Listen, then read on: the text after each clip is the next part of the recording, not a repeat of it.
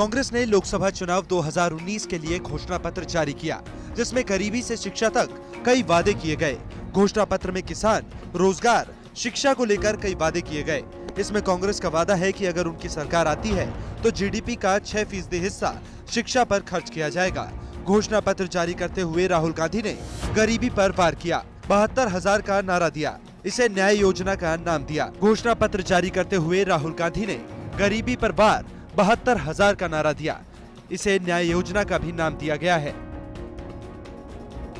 गरीबी पर वार 72,000 और यह कांग्रेस पार्टी की पहली गारंटी है कि हिंदुस्तान के 20% सबसे गरीब परिवारों को हर महीने उनके बैंक अकाउंट में कांग्रेस पार्टी की सरकार डायरेक्ट पैसा डालेगी। एक साल में 72,000, 5 साल में 3,60,000। इससे दो काम होंगे। पहला काम, गरीबों के जेब में पैसा जाएगा, किसानों के जेब में डायरेक्ट पैसा जाएगा, पहली बात। और दूसरा काम, जो नरेंद्र मोदी जी ने नोटबंदी करके, जीएसटी करके हिंदुस्तान की अर्थव्यवस्था की धज्जियां उड़ा दी हैं, जैम कर दी पूरी अर्थव्यवस्था को, वो अर्थव्यवस्था एक बार फिर जंप स्टार्ट होकर चालू हो जाएगी। तो ये हमारा पहला कदम, न्याय का कदम। राहुल गांधी ने युवाओं के रोजगार के लिए यह ऐलान किया।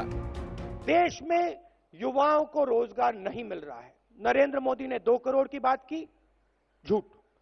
मैंने इस मामले में भी मैनिफेस्टो कमेटी से कहा, मुझे आप सच्चाई बताइए, सच्चाई क्या है। 2 करोड़ नहीं किए जा सकते तो आप मुझे बताइए सच्चाई क्या है। मैं सच्चाई बोलना चाहता हूं और सच्चाई बड़ी क्लियर है।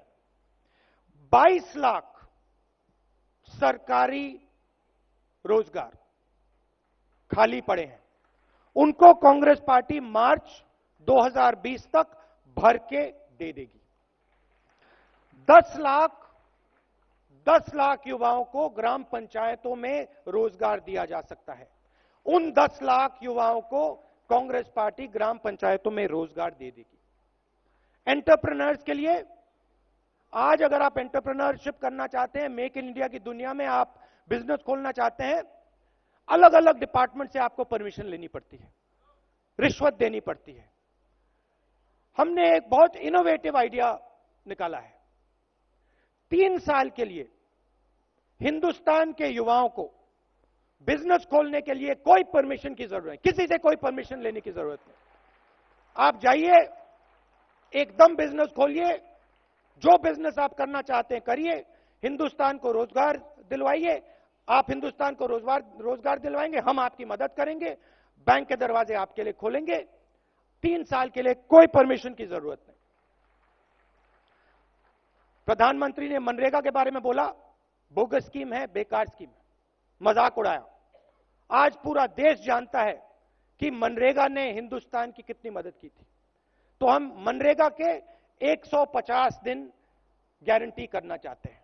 100 से अब हम 150 दिन गारंटी करना चाहते हैं।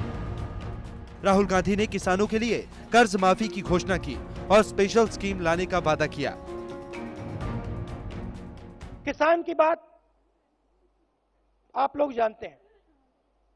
मध्य प्रदेश, छत्तीसगढ़, राजस्थान, पंजाब, कर्नाटक में कांग्रेस पार्टी ने कर्जा माफ किया। 10 दिन के अंदर कहा था, हम 10 दिन में कर देंगे, 2 दिन के अंदर कर दिया। तो हमारी आप इंटेंशन अच्छी तरह समझ सकते हो। तो किसानों के लिए हमने 2 चीजें, बड़ी चीजें सोची हैं। एक कि एक सेपरेट किसान बजट होना चाहिए, जैसे रेलवे बजट होता था, किसानों का एक सेपरेट बजट होना चाहिए। हिंदुस्तान के किसान को मालूम होना चाहिए कि उसको कितना पैसा दिया जा रहा है, उसकी एमएसपी कितनी बढ़ाई जाएगी, सब उसके सामने होना चाहिए। दूध का दूध, पानी का पानी होना चाहिए। तो यह हमारा पहला स्टेप। और दूसरा ऐतिहासिक स्टेप, हिस्टोरिकल स्टेप। देखिए, करोड़पति बैंक लोन लेते हैं। आपने देखा, अनिल अंबानी जैसे लोग, मेहुल चोकसी जैसे लोग, नीरव मोदी जैसे लोग चोरी करके बैंक का पैसा लेकर भाग जाते हैं। मगर जो हमारे किसान हैं, ईमानदार लोग, वो जब बैंक लोन लेते हैं, अगर वो पैसा वापस नहीं दे पाते हैं तो उनको जेल में डाल दिया जाता है, क्रिमिनल ऑफेंस माना जाता है। हमने निर्णय लिया है कि उसको अब हम क्रिमिनल ऑफेंस ना माने। अगर किसान कर्जा ना दे पाए तो वो क्रिमिनल ऑफेंस ना हो, वो सिविल ऑफेंस हो। तो यह भी एक बहुत ऐतिहासिक निर्णय है। शिक्षा और स्वास्थ्य के लिए राहुल गांधी ने इस तरह का वादा किया।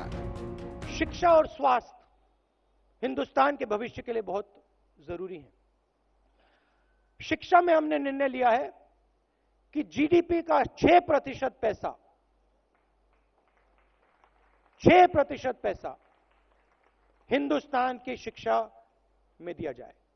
यूनिवर्सिटीज, कॉलेजेस, आईआईटीज, आईआईएम, हमारे जो बेहतर सबसे टॉप क्वालिटी के इंस्टीट्यूशंस हैं, हम उनको सब जगह सब लोगों के लिए एक्सेसिबल बनाना चाहते हैं।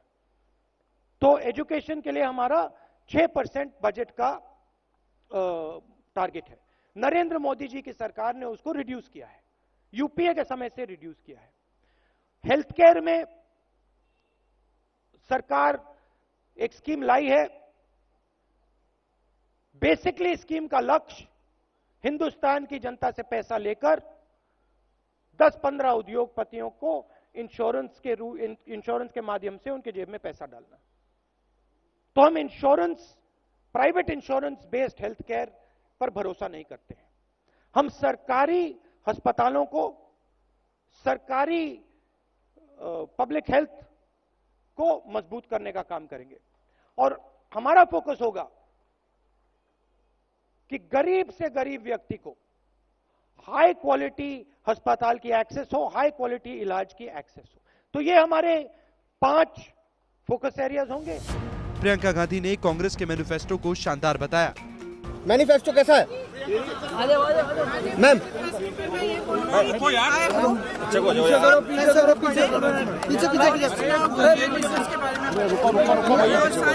सामने से करो ना।